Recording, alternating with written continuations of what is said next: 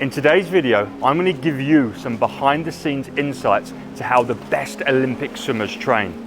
In today's video, I'm going to give you 5 secrets that they're doing every single day in training that you might not be thinking about. And in the pool right now in Andorra, on an altitude training camp, we have 6 swimmers, 2 of which are Olympic medalists. Make sure you watch all the way to the end to pick up all these tips. And if you like this video, hit the like button and subscribe to the channel.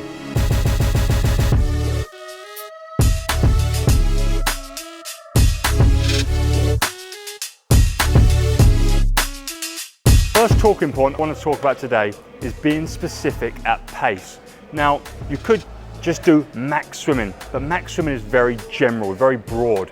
And when we do pace or hard swimming, it needs to have a purpose. So in today's session, we were going 200 race pace, and we weren't just doing it in our heads as 200 race pace, but we're using tempo trainers so their stroke rate is the same as it would be in a race. On top of that, we're working on distance per cycle.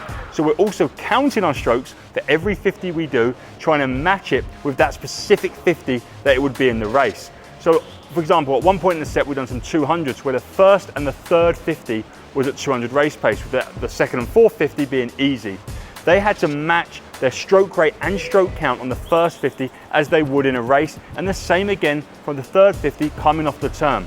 It wasn't just go as fast as you can on that third length, it was execute with the details you do at a race. And that can be for whether you're practicing for a 50, a 1500 or a 400 IM. But when you go at pace, you need to be bound by the details, and it's super important. And getting sound like a tempo trainer is just a great first step to be able to achieve that.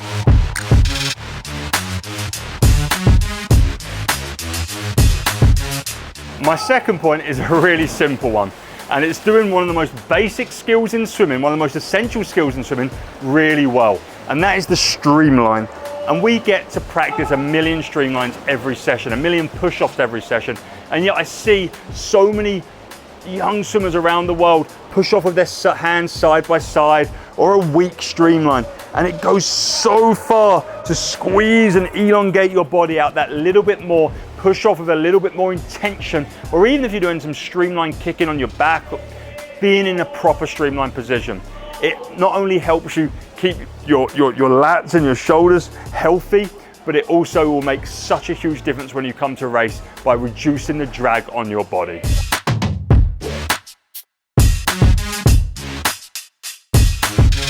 Hi, my name is Arno Kamminga, and my tip for you would be to build some contrast in your practice, but also in life.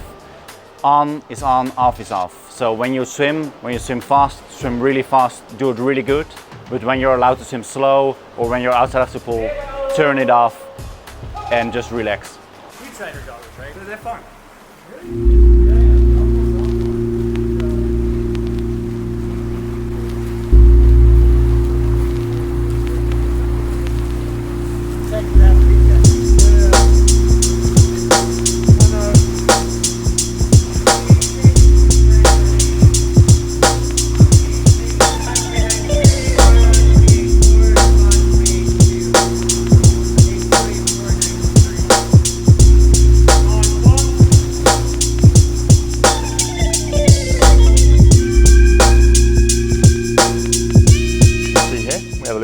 iPad mini.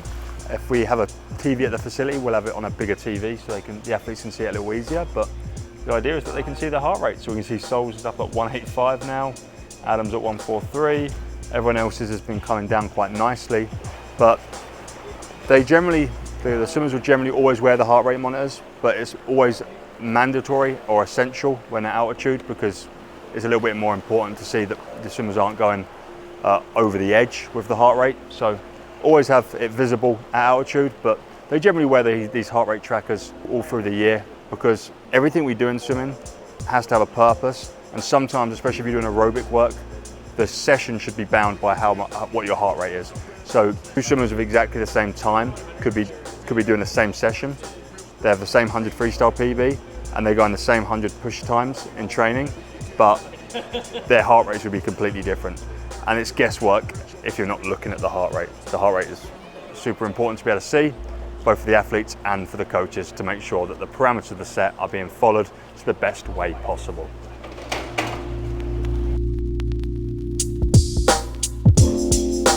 Can't hold me. The last point is one that's very close to my heart, and that is to have fun.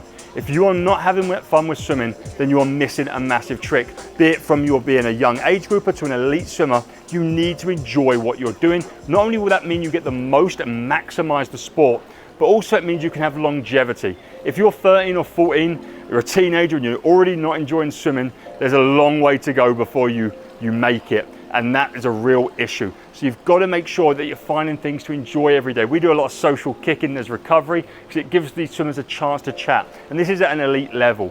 If you're at a younger level, there needs to be even more opportunities to have fun. So make sure you're doing fun things that also make you better, like dives, practice relays, and do fun challenges.